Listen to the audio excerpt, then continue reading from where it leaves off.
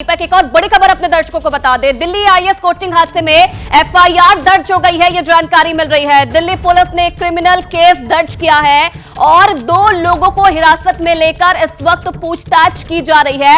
ये बड़ा अपडेट इस वक्त एबीपी न्यूज आपको दे रहा है। 2 लोगों को हिरासत में लेकर पूछताछ की जा रही है। अभी एनडीआरएफ की जो डाइवर्स की टीम है, टोटल अब तक 3 bodies have been recovered, 2 female bodies and 1 male body. उनको फर्दर लीगल एक्शन के लिए हमने पोस्टमार्टम एग्जामिनेशन के लिए भेज दिया है। जो कुछ स्टूडेंट्स यहाँ पे फंसे हुए थे उनको हमने रेस्क्यू भी किया है। 3 students have been sent to hospital, they are fine. उनको मेडिकल एग्जामिनेशन के लिए हॉस्पिटल भेजा है। यहाँ पे काम करने वाले टीचर वगैरह टाइप के थे जिनको भी रेस्क्यू किया गया था, उनको भी हमने मेडिकल एग्जामिनेशन के लिए भेजा है। We have registered a criminal case. हमारे फोरेंसिक टीम्स भी यहाँ पे हैं। हम उसको स्ट्रिक्ट सेक्शंस पे रजिस्टर करके we are taking proper action. NDRF को हम लोग को जैसे ही सूचना मिली है, लगभग 9 बजे से हम लोग यहाँ पे लगे हुए हैं। आते ही हमने तुरंत ही एक बॉडी रिट्रीव की। उसके जस्ट 15 से 20 मिनट बाद दूसरी बॉडी रिट्रीव की और उसके 1 घंटे के लगभग में फिर हमने तीसरी बॉडी रिट्रीव की। और अभी हम लोग फाइनल सर्च के दौरान फाइनल सर्च कर रहे हैं ताकि जो भी कोई भी अगर फंसा हो ताकि हम उसको रिट्रीव कर सकें। ये देखिए, जब कॉल मिली थी, ये बताया गया था कुछ बच्चे फंसे हुए थे वहाँ पे। शुरू में जब हम गए तो क्योंकि बेसमेंट पूरा पानी से भरा हुआ था ऊपर तक, और उससे पानी बाहर आ रहा था और सड़क पे भी पानी भरा हुआ था। तो शुरू में तो आप ये देखिए, हम पानी निकाल रहे थे, वो पानी वापस आ रहा था क्योंकि सड़क ऑलरेडी पानी से लबालब भरी हुई थी।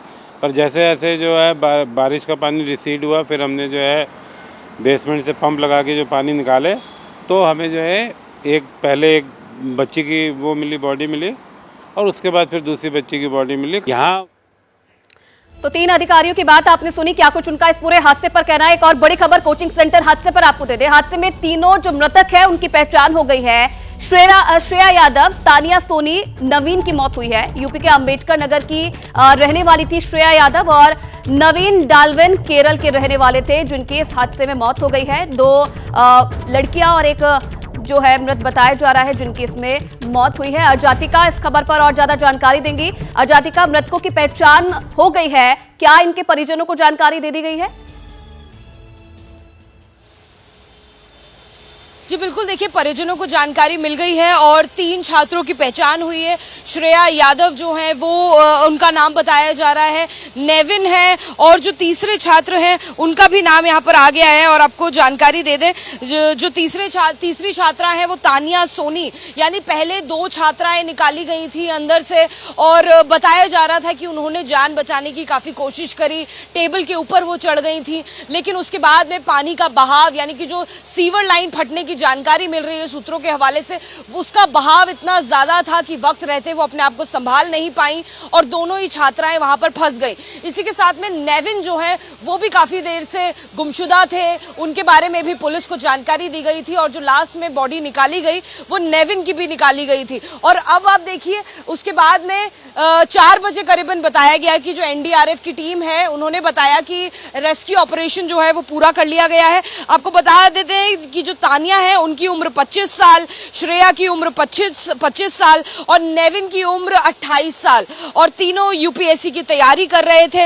नेविन आपको बता दें कि यूपीएससी के लिए फाइनल ईयर, कई बार वो पहले भी अटेम्प्ट दे चुके थे और एक और बार वो अपनी किस्मत भी आजमा रहे थे और मेहनत भी कर रहे थे। ये वो तमाम छात्र हैं। अजातिका, तो ये आप जानकारी दे रही थी तीनों छात्र जिनकी मौत हुई इस हादसे में, उनके बारे में। दीपक, आपके पास लौटूंगी क्योंकि जब से ये हादसा हुआ है जिम्मेदारी इस हादसे का कोई नहीं ले रहा है। राजनीति अपने हिसाब से जारी है इस पूरे मामले पर। क्या कोचिंग सेंटर की तरफ से अभी तक कोई बयान है इस पूरे मामले पर?